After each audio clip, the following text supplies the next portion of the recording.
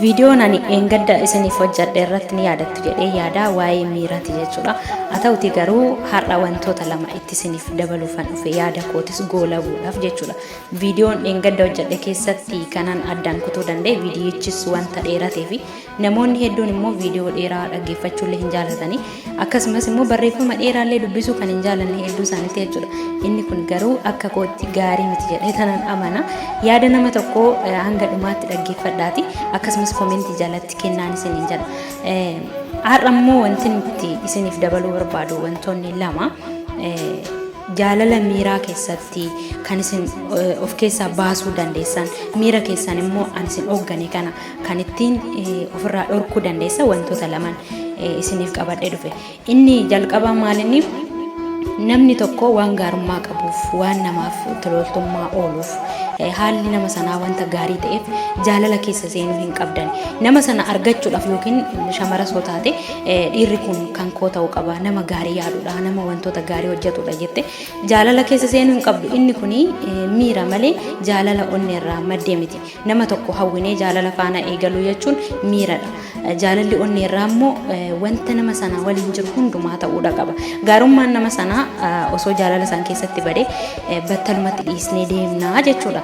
Egaa namoonni tokko tokko gaarummaa nama sanaatiin ka'anii jireenya isaaniitis jireenya nama sanaatis kan balleessantu jira. Gaarummaa nama sanaallee kan balleessantu jiranii jechuudha. Kanaaf gaarummaa nama sanaa jaalatte yoo ta'e akka obbolummaatti, akka lammummaatti, akka hawaasummaatti nama sanatti siqtee faanaa jiraachuu ni dandeessa.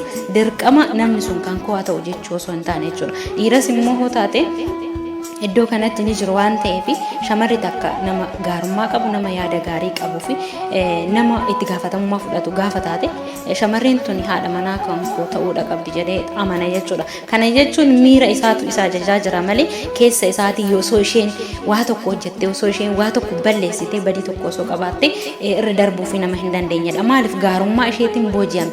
Gaarummaan ishee sun immoo gaafa bade boru deebitee sirreessuu ni dandeessi jedhee yaaduu dhiisuu danda'a jechuudha. Kanaaf shamarree sana akka obbolummaatti, akka hawaasummaatti, akka nama kamittuu, akka hiriyaatti itti siqtee faanaa jiraachuu ni dandeessa. Dirqama miirri kee waan si hooggane qofaaf isheen haadha manaa kan kee ta'uu hin qabdu jechuudha. Jaalalli kun jaalala miiraa waan ta'eef gaafa jireenya nama sanaa san keessa galte immoo jireenya ishee hin balleessita. Gaarummaan ishee sunillee ni bada jechuudha. Kanaaf gaarummaa namaatiin kaatanii jaalala keessa seenuu hin qabdaniin isin jedha. Inni lammaffaan kanan isin jechuu barbaadu kana dura nama tokko baay'ee jaalattanii, baay'ee amantanii, baay'ee abdattanii yoo nama sanaan ganamtan yeroo hundumaa namaan nan ganama jettanii yaadudha. Egaa namoonni tokko tokko ni jiran miila tokkoon jaalala keessa miila tokkoon immoo ala kan dhaabbatan jechuudha. Kana jechuun osoo dogongorri tokko dhumame miila tokkoon jalqabumaa seenanii jira waan ta'eef duubatti fiiguu jechuudha. Lafa kanarra namni hin balleessine hin jiru. Namni qulqulluun lafa kanarra hin jiru. Namni kamuu dogongora hin raawwata. Dogongora isaa sanarraa immoo barate jireenya isaa sirreessuu ni danda'a jechuudha. Kanaaf namni kamiyyuu dogongora hin hojjetu miti hin hojjeta. Dogongora sanarraas immoo ni barata. Yeroo kana keessa waan addunyaan irratti walii galte fakkaata. Jaalala miiraa fi jaalala qarshii qofatu jira. Argaa jaalalaa kan jedhan namoota hedduudha jechuudha. Kuni garuu ilaalcha dogongoraati. Namni hunduu tokko jennee fudhachuun gongumaayyuu hin barbaachisu. Nama kaleessa biratti ganamne sana dhiisne har'a immoo nama haaraa yoo barru namni kunis akkuma nama sanii nagana jennee keessa keenya sodaadhaan yoo guunne dhugumattiin jireenyi keenya guutuu badaatuma deema jechuudha.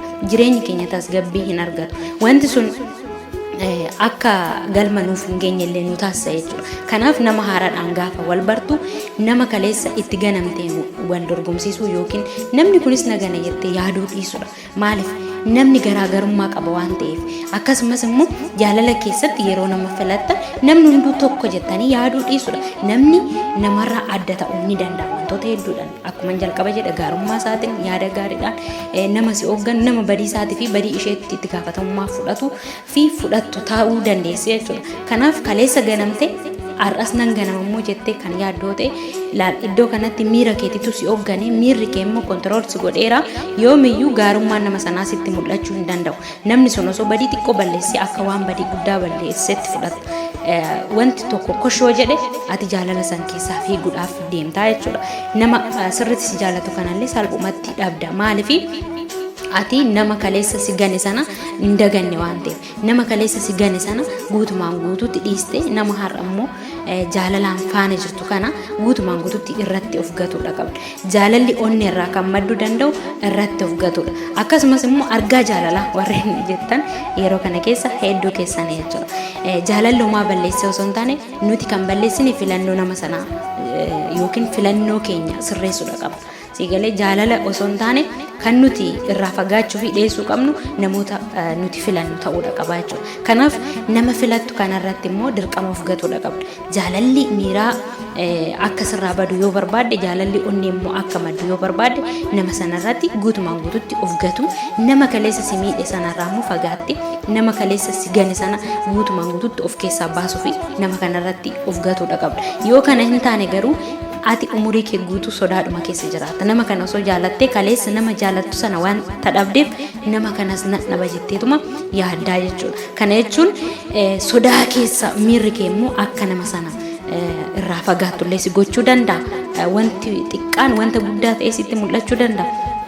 Yeroo hundaayyuu hanqina nama sanaa malee guutummaan nama sanaa sitti mul'achuu dhiisuu danda'a. Maaliif ati kan of dhaggeeffachaa jirtu isa kaleessa ganamte sana waan ta'eef jechuudha. Yeroo kana keessa immoo namoonni hedduun wanta kanaani kan isin haguugamtanii jiraattan. Kanaaf namni kamiyyuu tokko jettanii yaaduu dhiisu. Namni namarraa akka adda ta'ee fi namni kamiyyuu immoo nagana jettanii yaaduu dhiisudha.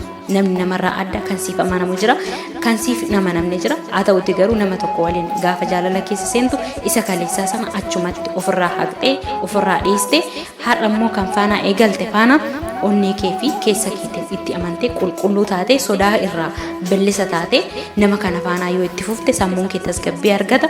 Jaalala kanattis immoo gammaduu dandeessaa jechuudha. Egaa yaanneen isiniif itti dabalataan qabadhee isiniif dhufe kana fakkaata. Yaada kiyya immoo yoo jaallattan laayik koomenti gochuu hin dagatina. Akkasumas sheer koppiliinki gochuu hin dagatinaan isiniin jedha. Waan hordoftaniif galatoomaa.